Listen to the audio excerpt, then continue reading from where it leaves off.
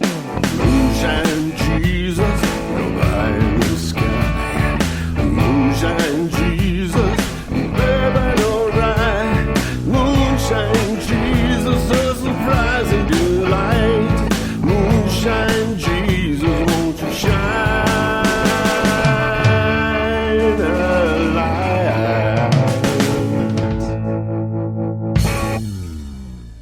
Hello and welcome to the Moonshine Jesus Show. You were just listening to our good buddy David Wimbush. You can catch David and all of the other musicians at our podcast webpage. That's moonshinejesus.podbean.com. And everyone, please say hello to my little friend. How's it going, David? I am doing excellent. It is my birthday, and what better way to spend my birthday than podcasting with the ineffable Mark Sanders? Ineffable. He's clothed and shrouded in divine mystery. I love the ineffable part because it both sounds like you might be calling me a bad name, and it could be good. I don't know. Yes, it's a backhanded compliment.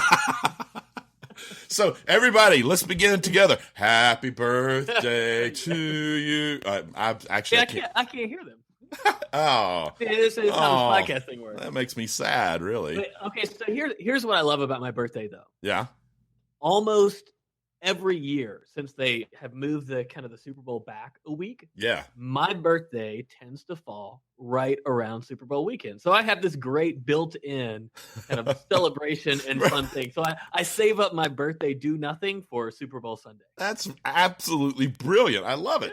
And this year it couldn't be much better because our team is in the Super Bowl.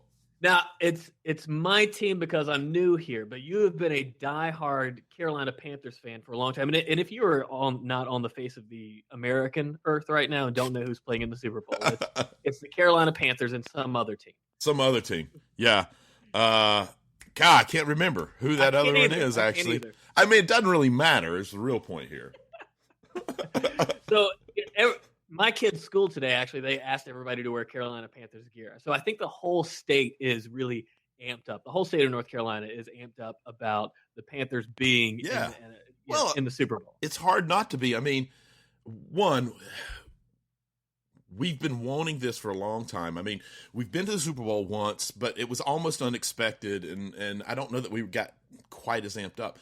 This time around, not only did it feel like this was going to happen, but I don't know that I've ever seen a team on the field that has as much fun playing football as these guys do.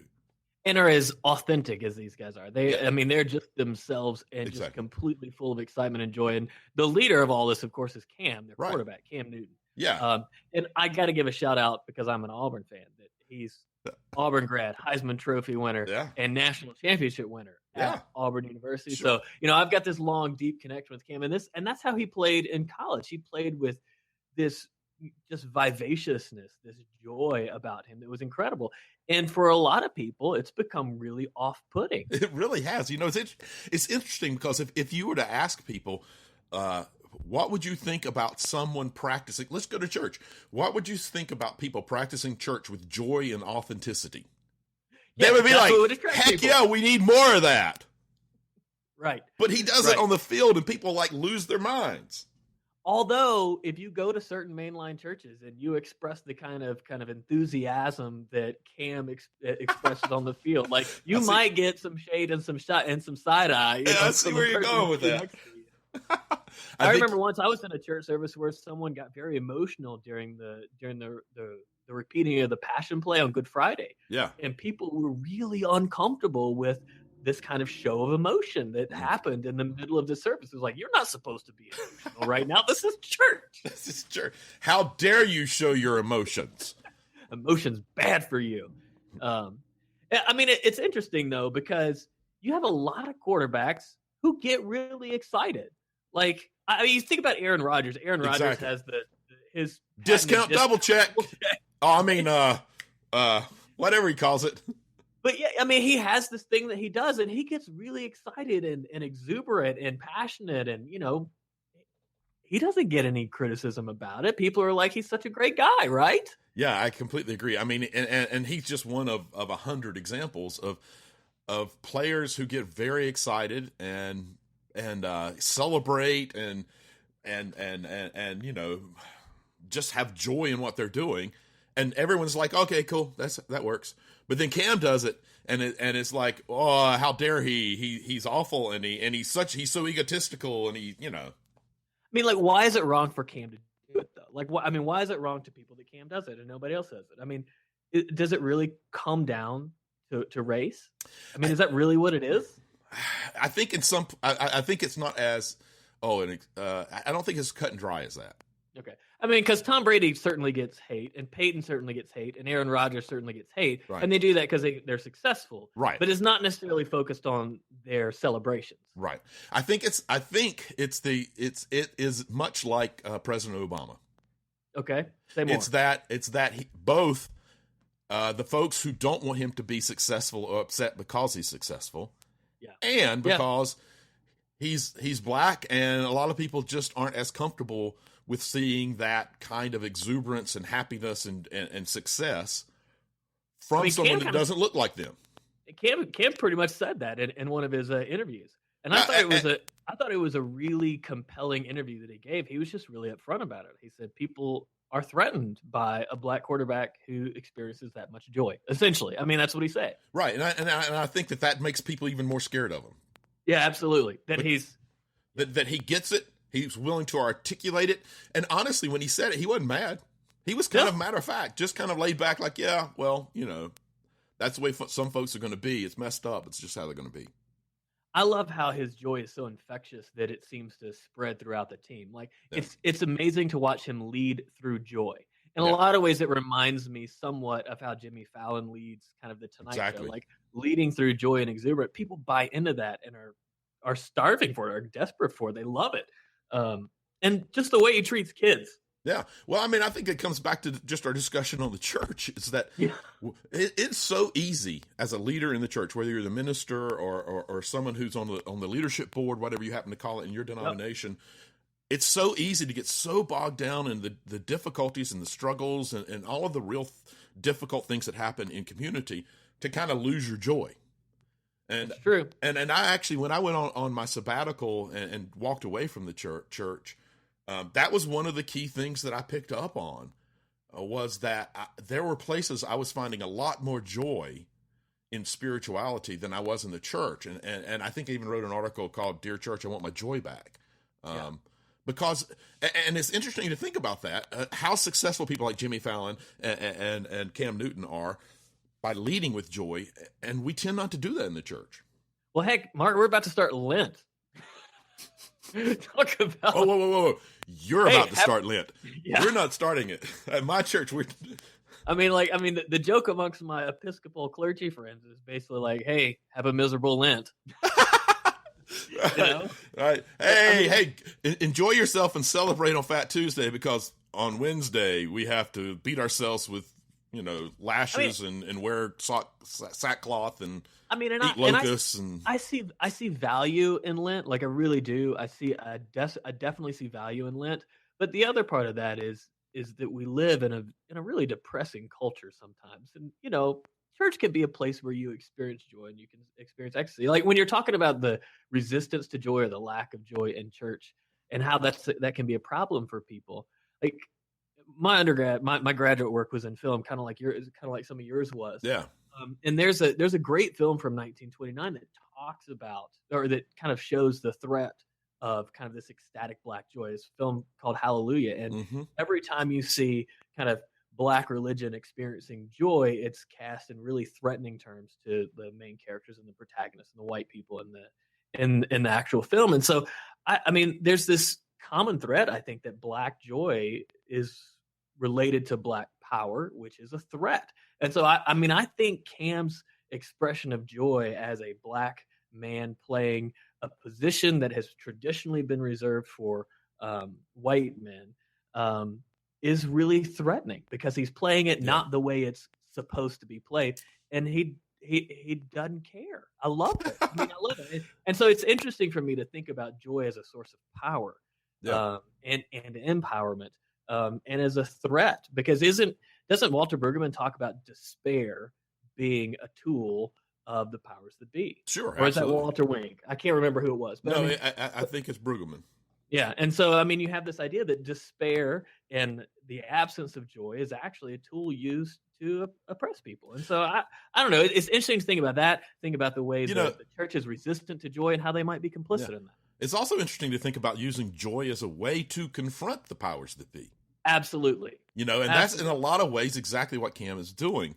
And I want to go back to when you were talking about the church and how we're going into Lent and being down and everything. Mm-hmm. I think Cam is also this great example of how it doesn't always have to be so stark that you're either not practicing joy or you are practicing joy, because in the midst of a game, things can be horrible and you can see it on his face. You can see his frustration, but he still goes right back to, I am playing football and I love this. And so he'll go into it. You'll see his head kind of start working, but then he's right back to this joy and trying to figure out how to appreciate the moment and do that. And the church could use a lot more of that.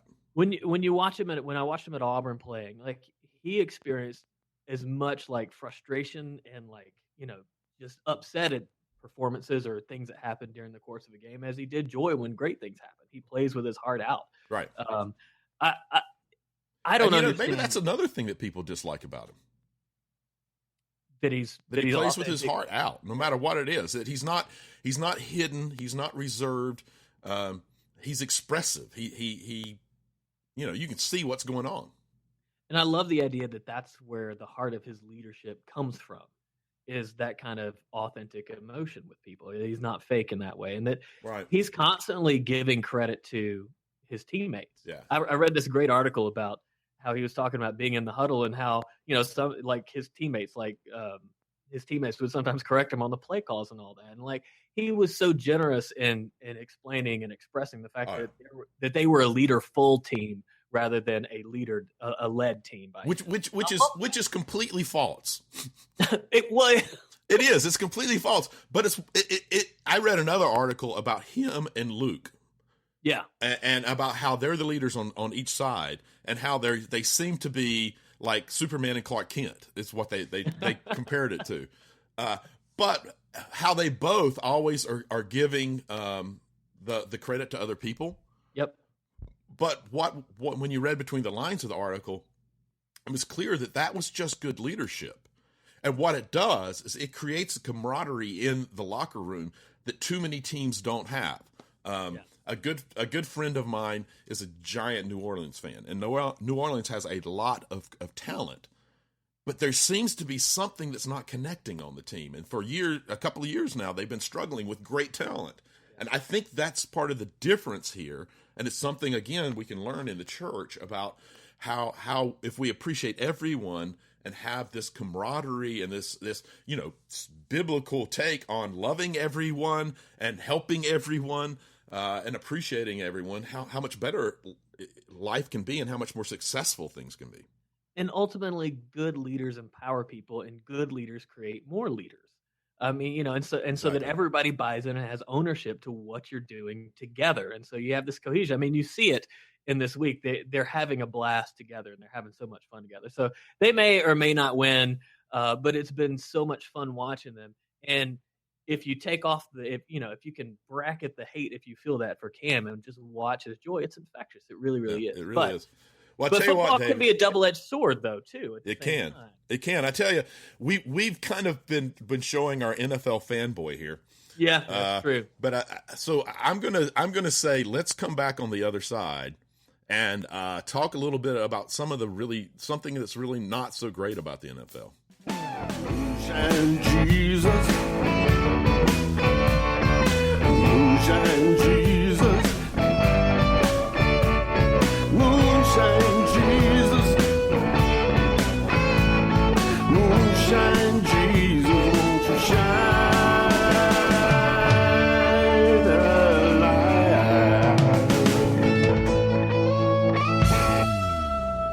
Hello, and welcome back to round 2 of the Moonshine Jesus Show. In the first segment, Mark and I were kind of gushing a little about Cam Newton and the Carolina Panthers, and we talked about the involvement of his joy and race and all this other kind of great stuff and what the church can learn from it. So, but we can't really talk about the NFL, especially as Christians, without talking about kind of the darker side of the NFL. Yeah. And that's the problems it's having with so many of its players developing chronic traumatic encephalopathy, CTE, from so many headshots, concussions, Right. and, I mean, and brain it's injuries. Really, it's so and it's big. a big problem. It's so big. There's a major movie about it. Yeah, that should have been nominated for an Oscar. Big time, as we mentioned in our last show. I love how we can connect things. The timelessness of our show. We're so freaking well planned. It's amazing. That's right. That's right. we sketched this out a full 20 seconds before we started talking about it. The key word there was sketch, because it's very sketchy. But anyway, so you've got this movie, and the NFL's tried to bury this in a lot of ways. I mean, at least that's what the report seemed to indicate, is that the NFL seemed to know about this. Yes. Seemed to want to not let people know about it. And you know why? I'm making the money sign with That's right. Money, money, money, money. And so we have an issue here where you have lots of people. It's the most popular sport in America, but increasingly people don't want their kids playing it. Right. And increasingly people are feeling awkward about watching their favorite sports stars. Not just people. There are former NFL stars who are now suffering from CTE who have said very clearly that if they had a young son, they would not allow their son to play football. And that they regret actually playing in the NFL. Yeah, yeah. But, I mean, it is a very serious issue. Football's a violent sport. I think we have to own that as people who ascribe to nonviolence. There's a certain cognitive dissonance, right, with being such huge fans of a fundamentally violent sport. There's strategy, there's beauty, there is athleticism to it. Yeah, but it's a violent sport, and it has become more violent sport. It is, and this is my theory. It and a race car, NASCAR, is our modern Coliseum. Yeah, well, and boxing and ice hockey, which okay, are less a little of those too. I guess I don't watch enough of I don't actually watch NASCAR either. So, but yeah, I mean, there's something about it there's this historical thing about who we are as a people that kind of gets attracted to this. Well, I mean, in some ways, you can say maybe it's better than war, but of course, we're just as much violence in a war in our country as we've always been. So, yeah. But I mean, even something like soccer has an issue with this because of the kind of the headers that happen. So I mean, you even see CTE and brain trauma happening in something like soccer, which a lot of people are going to in replace of American football. Right. No. Well, and so you have a lower in case of CTE, but it's still present. So. Right. But football has a big problem with this, and it's not helped by the fact that it was hidden from people who were putting their bodies and really their lives at risk. And so, can Christians be football fans? Well, of course, because if we judged everything that we were favorable about based on does it harm anyone, we couldn't be favorable about anything. The shirt that you're wearing right now, I guarantee you harm somebody. Yeah, the glasses that you have on your face, I guarantee hurt people. Yeah, that's true. That's true. And so, I mean, there is this argument of, well, when it's more blatant, maybe we shouldn't. And I think that's a fair argument in some ways because our dollars vote. It's true. I mean, it's definitely and so true. when Target was giving a lot of money to anti-LGBT politicians, I was not shopping at Target. And so, what does it say that Super Bowl Sunday has become essentially an unofficial national holiday? Right. And the kinds of money that's spent on this day drives the economy. And so you have this sense where the violence that is enacted upon people during football, or that football players enact upon each other. I mean, let's be clear, like football players are not solely victims. They're also the perpetrators in a lot of ways. But you have the people profiting off that as well. And you have us funneling all that money into there. I mean, this is a lot of money we're talking about. Yeah. That's coming from essentially very clear violence that has very long-term detrimental effects on people. I don't know. I feel a lot of cognitive dissonance about it. I really, really do. I'm really troubled by it. I do too. And I love football because I grew up in the South. Yeah. I watched Auburn football growing up. Some of my early memories are going to Auburn games, and like it's part of who I am as a Southern person who grew up cheering for SEC football. But yet, there's always that but yet. And so, I mean, I honestly struggle with it. I don't have a good answer for it because I'm not sure I'm ready to give up football Well, you see, or fantasy football. yeah, But fantasy football. they're saying that football has a limited lifespan at this point. They're saying that within the next 20 years, they think that it might become so prevalent and problematic, the CTE stuff, that we won't have NFL football anymore, or it'll be so drastically different it won't look the same. And that could possibly be. I don't necessarily know if it's drastically different that it'll change my joy of watching it, because I love the strategy, I love the athleticism, I love seeing the dramatic big play happen, all of that kind of thing. And I would be perfectly fine if we could get rid of the trauma that happens in terms of head injuries and even, the more safe we make it, the happier I am. Yeah, I mean, because there's definitely beautiful strategy, there's beautiful athleticism.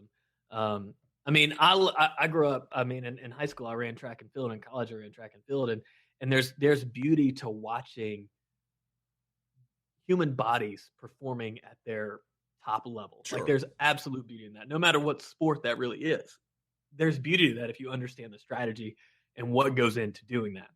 Yeah.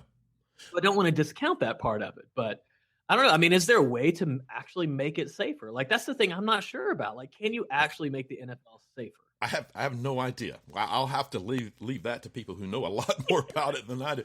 But, I still think even if they do make it safe, there is something about the celebration of the sport, the elevating of it to this really high level where they make so much ridiculous amounts of money. And on Super Bowl Sunday, we spend so much money as a society just to watch the game. Yeah. To celebrate it. We are an embarrassment of riches on that day when we gather on it, in terms of the amounts of food that we prepare. That Gluttony Sunday. Yeah, it is. Gluttony. Super Bowl Sunday. The question is, and I think this is a very big kind of macro question: is it okay every now and then to kind of live into that for the moment, even if you recognize that it's a bad thing? Or should we always be trying to minimize how our impact on the rest of the world, and recognize that some of the things that we have, there's parts of the world who really don't have access to it, and therefore should we be making sure that we're less. I mean, you see what I'm saying? Well, and it goes back to the clothing question too, right? Jesus is pretty damn clear about it. I mean, right. But like the way of Jesus is I mean, it's actually pretty clear about that. And so the church, there are a lot of churches who try to use the momentum of this to kind of do both things, to, host a Super Bowl party, but also try to collect food for those who are hungry, or try to raise awareness about that. You have, a lot of evangelical churches are talking about sex trafficking during, Super Bowl and all this. So, there's ways to make. I don't think we're going to do away with Super Bowl Sunday. I don't think we're going to turn the tide against that. So maybe there's a way to use the momentum of it to try to offset some of those. It's almost like carbon offset in a way. I think that's great, but I still have this larger philosophical question of, as Christians, where should we be finding ourselves? Is it okay every now and then to recognize that what I'm doing maybe it's denying some of the reality of the rest of the world or other parts of the world? Or, as you point out, should we be taking very seriously the teachings of Jesus and living on the bare minimum so that others can live better? I say that as you and I sit in front of microphones that cost hundreds of dollars and laptops and I want to connect that actually back to our initial conversation about joy. And about the power of joy, and where do we find our joy? Because really what we're talking about is finding our joy in consumerism, and finding our joy in that kind of thing. So how do we shift our perspective from finding joy in what we consume and buy and spend money on, to our joy in our relationships, our joy in what we do? I mean, in a way, Cam's joy is in the moment and what he does. And so maybe that's something we can take away and learn from this, is that the joy should be in the connection, and the joy should be in living out the way of Jesus. And I'm terrible at that. I mean, like, let's just be really honest. Like, I'm terrible at that. Like, I'm awful at that. And there are people who are very close to me who know just how terrible I am at that. Like, I mean, I'm not good at integrating what I know to be the teachings of Jesus with where I find my joy. Right. And I imagine that a lot of us are like that. And I think that's why Super Bowl Sunday is probably so popular, is because it gives us a way to kind of try to experience the joy that we're not finding in our relationship. I don't know. And I think that though also points to one of the reasons why we do enjoy this Super Bowl is because there is joy in the community that gathers. So it's kind of this catch-22 of there's a joy in who the community we gather with, but there's also this kind of joy in having too much and celebrating and having all this food and. Well, and also in a lot of ways, the Super Bowl, there's no pressure to be a certain way when you're experiencing that joy, when you're like watching the Super Bowl, or even when you're doing cosplay at like a Comic-Con or something like that. There's not some of the trappings. So when you think about our religious festivals centered around joy, there's a certain expectation of how like Easter Sunday, our most joyful day. There's a certain rubric that you're supposed to follow, how to dress, how to act, and what to do afterwards. Well, I mean, to be appropriately joyful. Yeah, it's as simple as. And lots of churches are struggling with this now, interestingly enough, is what's the appropriate way to express joy in a service? Yeah. Something as simple as clapping has become an issue. Some people express joy clapping, and other people cut their eyes at the people who are clapping. And this goes back to this embodied sense of joy, like that we see with Cam and that we have a problem with. Maybe our problem is we have a problem with our bodies and seeing our bodies as good and joyful. And maybe that's something that we can think about. And that's a whole nother can of worms that we don't really have time to go into. So I'm just going to open it up and give it to our listeners. I think that's a great idea. We're very good at that. Let's open up this can of worms and let's just set it right here for everyone to listen to.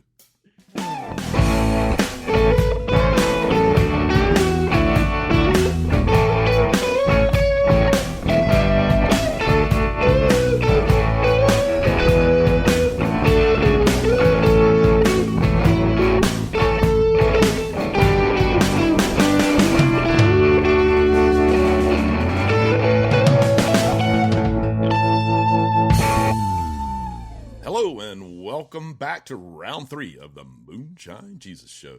So, David, we've been talking a lot about NFL, and we've got the big Super Bowl game coming up this weekend. Yep. And undoubtedly, after it's over, we're going to hear people complaining about what happened at halftime. Yes, inevitably. It doesn't matter what bad calls are made at the Super Bowl. The thing people get most upset about is the halftime show.